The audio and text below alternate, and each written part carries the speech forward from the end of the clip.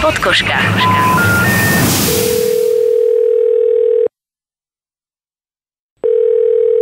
Čo si? Hubo, čau, tu je Noro. Jaj, čau, Noro. Neviem, či ma poznáš, lebo ja volám z Trnavy. No. Neviem, či si na mňa pamätáš, vieš? No. No totiž to, neviem, lebo ja som ťa spoznal v takej situácii, keď si bol taký trošku viacej opitý. Ja myslíš ten Fernet? No, vtedy presne, no. No, a? To bolo v Saigone, tuším, nie? A nevzadu Varenie, hej. No, a? No, ja neviem, ty si mi vtedy požičal také 200. By som ti to chcel vrátiť, vieš? Ježiš, ja som ti to požičal. No. Jaj, tak to neviem, ja som už doma.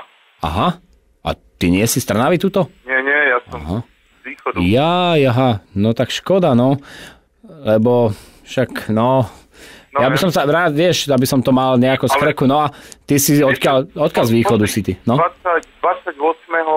ja budem v Trnave večer. Ja? No lebo ja, vieš, som mal troška, lebo nejaká tá tvoja kamoška Milka mi dala na teba telefón. Jaj. A vieš, ktorá? No, myslím, že hej. Milka, tuším, sa volá. Ale ja by som ti to chcel, vieš, nejako vrátiť. A teda ty si odkiaľ z východu? Jaj, dosť prísnenie, to je ďaleko. Ale však ja mám auto, ja by som aj prišiel. A kdeže, to nechaj tak, ja 28. budem v Trnave. No ja som len tak, že chcela... Ty si dobre spal potom? Ja myslím, že hej. Hej? Sme tam pohľadil za ručku troška. Že tam boli taká partia kamarátov, vieš? Neviem, či si spomínaš ešte. No, ak to bola tá arena, tak myslím, že hej. No, sme si aj pusu dali. A to bolo tak, ako sa mi to páčilo. No ale, tak zo Sniny? Vieš čo, približne, ale ja vlastne, pozri, ja som 28. v Trnave, tak potom sa ti ozvem.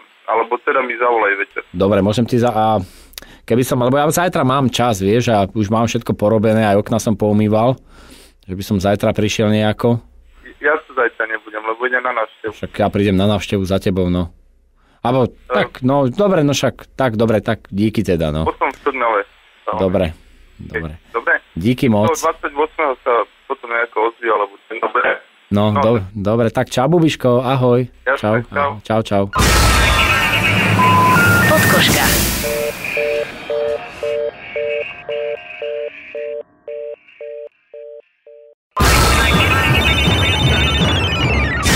Podkoška.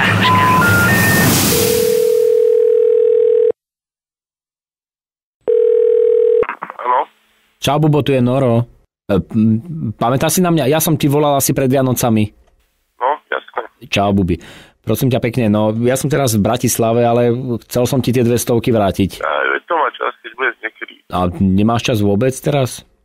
Vieš čo, ja mám skúšky teraz, takže to je také. A čo, spíš? No, ja ešte spím, No, lebo ja by som už, vieš, radšej to čím skôr dal nejako troška preč, aby som s tým nemal problém.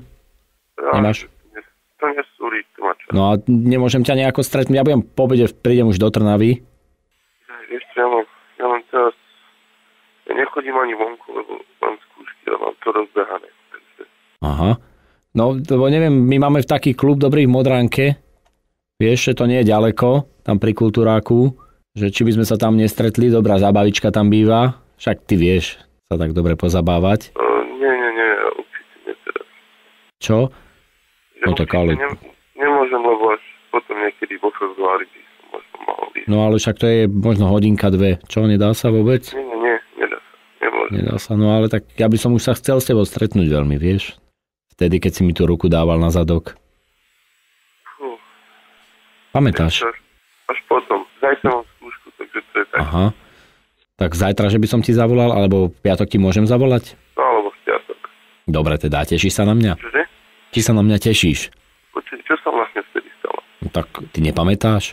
Nie. A to ma hneváš teda. My sme tam boli tá partia, takí tí naši kamoši, vieš? Tam čo bola aj Denisa. Presne tak. Tak vieš čo, ja neviem, ja som tam bol s tým babami, ja tam akurát som tú Milku poznal, o tej som si zobral potom ja kontakt. No a tam si potom sme sa rozprávali a si mi tam aj pusu na uško dal, aj si ma tak trošku... Čo? Ty nepamätáš? Nie. Ale tak ma nehnevaj, prosím ťa pekne. Ty si takéto veci nepamätáš? Však vieš, o čo ide, asi o čom hovorím. Hej, ale veď to ti chcem vysvetliť, myslieť, že ja som úplne čisto na ženy a... No počkaj, ale tak ja som tam bol s priateľom, ten sa so mnou dohádal potom. A ty...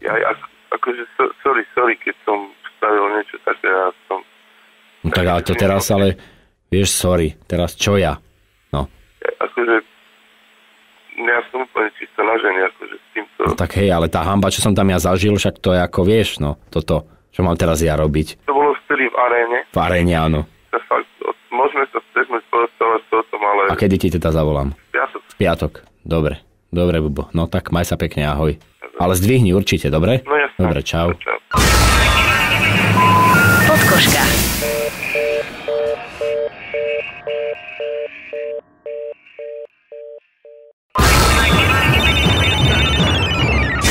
Podkoška.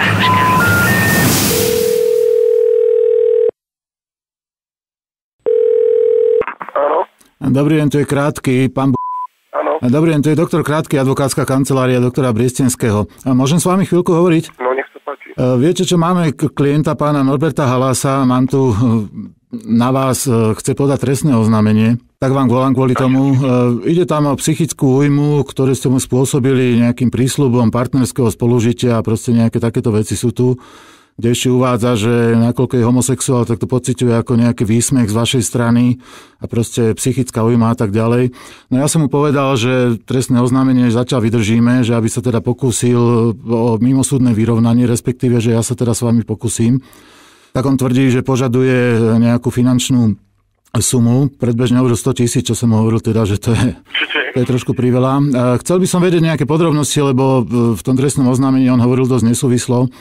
O čo tam ide, prosím vás? Vy ste mu nejakým spôsobom slúbili nejaké partnerské spolužitie, alebo proste nejaké...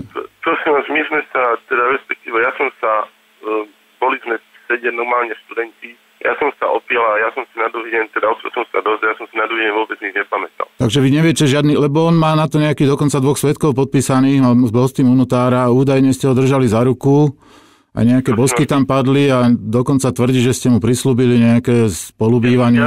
Ja som bol taký opitý, že som mu strašne zabotal. Je tam kamarát, ktorý mi môže dosť, teda ja sa ešte spýtam, ale myslím, lebo hovoril, že som spal v boxe, normálne v podniku som spal v boxe, opitý, on sedel pri mne.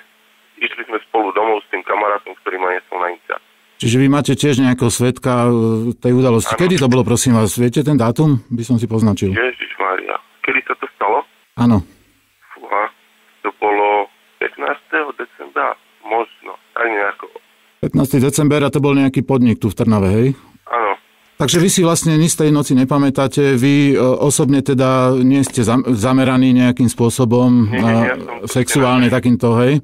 Ani ste nemali v úmysle proste vysmievať sa nejakým spôsobom z jeho sexuálnej orientácie, lebo myslím, že on mal tento pocit, že ste mu to proste tieto prísľuby dali, aby ste si z neho robili napokon posmech, lebo údajne vás kontaktoval, jednak tam išlo aj o nejakú drobnú dlžnú sumu, a ktorá zrejme bola pre ňo zámienkou, aby proste, alebo pre vás zámienkou, aby ste sa spolu kontaktovali a ďalej proste rozvíjali ten váš vzťah. Prosím vás, ja vám to poviem takto. I keď sme išli do tej arény, ja som si ešte od kamošov, čo sme išli spolu, požičiaval 200 korún. Takže ja som tých 200 korún v žiadnom prípade nemohol dať. No tvrdí, že ste mu požičali, myslím, že 200 korún nejaká drobná suma, že a pod zámienkou, aby proste bol dôvod sa potom stretnúť. A on to takto vidí. Ale ja neviem, ja som mu nemohol požičať peniaze, ja som žiadne peniaze nemal. Dobre, uzavrieme to teda takto. Vy tvrdíte, že tiež máte minimálne jedného svedka proste na tú udalosť. Hej? Kedy sa to stalo? Že teda boli ste mimo, by som povedal, zdravého rozumu a vy si na nič nepamätáte. Tak, a ešte prosím vás, ja dokonca ani neviem, ako ten človek vyzerá. Že by ste ho nevedeli ani identifikovať, spoznať. No to je slabý dôvod, dosť, lebo... Áno, ja viem, len vám to proste hovorím ako na vysvetlenie, že proste ja som sa nechcel vôbec nikomu posmievať. On mi zavolal pred Vianocami a ja som ostal z toho dosť vyvalený, že kto mi vlastne volá. A vy máte nejakého iného partnera teda, alebo ako to je? No, ja som normálne, nemám priateľku momentálne, ale... No. Aha, čiže nie ste takto orientovaní, aby ste mali nejaké sexuálne dôvody proste oslovovať ho, hej? Nie, ja som normálne... Ani ste ho nejako zvláštne alebo nie sú nejakí svedkovia, že by ste inokedy obťažovali mužov? Lebo toto by mohlo to zavážiť. Neviem.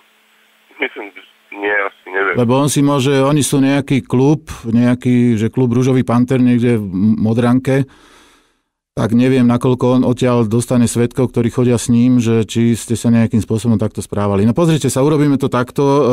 Zatiaľ teda to trestné oznámenie ja pozdržím s tým, že budeme to musieť vysvetliť aj s vami, takže vás pozvem k nám do kancelárie.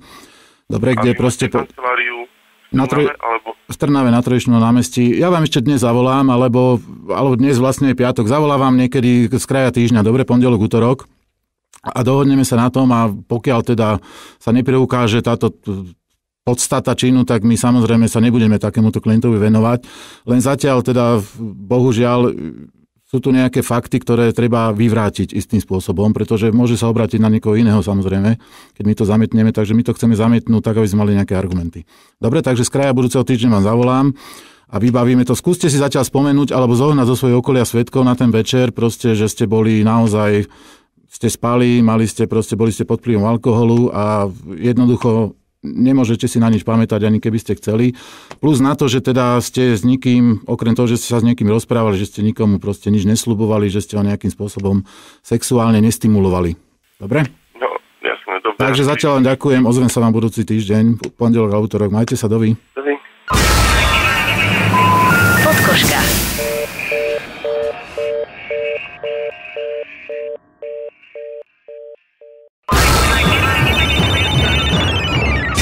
Podkoška.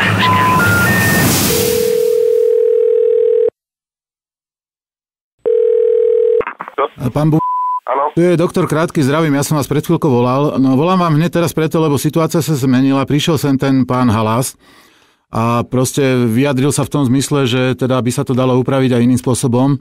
Takže ja vám ho teraz odovzdám k telefónu. Ide o to vyrovnanie proste ústne, ja budem z toho robiť zápis zároveň a tým pádom potom by sme to uzavreli s tým, že on to tu podpíše a vy prídete podpísať potom. Dobre, takže vám ho odovzdávam, nech sa páči. No. Čau, Bubo, tu je Noro. No, Noro? Noro, ahoj. No, zdravím. No ja som, tuto sa pozerám, ale to je veľa peňazí, vieš, ja som to tak zase nechcel, že aby to až takto natvrdo išlo, len poznáš to právnici, no jasne. Tak nemohli by sme to trošička inak spraviť, by sme sa aspoň stretli na chvíľku teda? No, kľudne, akože ja by som to rád vysvetlil, lebo proste došlo asi k strašnému nedorozumeniu. A takže asi myslím, že by to bolo aj vhodné sa stretnúť a vysvetliť. Dobre, a tak mohol by som miesto navrhnúť, kde by sme sa stretli? No, skús. Lešková 5, to je v Bratislave. A nemohlo by to byť v Trnave? Vieš čo, keby sme radšej v Bratislave. Vieš, ja tam robím na Leškovej 5, vo Fan rádiu. Aj. Ja sa volám Miňo inak teda. Vieš čo, ale ja som študent, ja nemám, alebo niekedy na budúci týždeň, lebo ja sa teraz musím učiť, ale na budúci týždeň bez skúšky dôležité. Takto, ja sa volám Miňo, ja som z Fan rádia. Prišiel nám tu taký prípis od tvojej kamarátky Milky Rumanovej, ktorá celé toto na teba spískala. To som teraz v živom vysielaní. Nie, v živom vysielaní nie si, toto nahrávame všetko. Celé to na teba spískala vzhľadom na udalosti, ktoré sa odohrávajú v tvojom živote a častokrát navštevuješ podniky, po ktorých si nepamätáš, kto ťa vlastne ani nesie domov. Ježišmaria. Máš Milku rád? Milku, no myslím, že zabijem. Akým spôsobom? To nebudem rozvádzať, ale... Zober ju do klubu Ružový panter. Počkej, to celé bolo úplne strašná jedna haluška. To bola jedna veľká haluška, ktorú by sme veľmi radi s tvojim zvolením aj odvysielali potom. Dobre, ale nemusíte tam zmeniť toho Buba, alebo ešte nechaj to tak, dobre. Jasné, nech je sranda. Dobre, Bubo, no takže pokojne môže spávať, takto sme ti chceli teraz aj uvoľniť víkend, aby si sa netriasol zase. No, lebo ja už to neviem. Dobre, ja si bol málo komunikatívny a menej sa boskávaj s tými chlapcami v tých podnikoch, lebo aj taká informácia na teba prišla. Ale niečo vyplýva zo všelijakých halúzí tu firmy, akože v rámci stávok, ale Milko zabijem. A ty si nepamätáš fakt, kto ťa vtedy... Vlastne máš svedka kamaráta, ktorý ťa odniesol z toho rohu domov, kde si... Ja viem, kto ma doniesol, nepamätám si nič medzi tým. No a neboj sa, neboskával si sa, to si Milka vymyslela. Takže nemaj obavy, že by niekto naozaj. Dobre, Bubo, tak ťa pozdravujeme, ďakujeme pekne za spoluprácu a želáme ti príjemné počúvanie Fan rádia. Čau, čau. Maj sa, čau. Podkoška.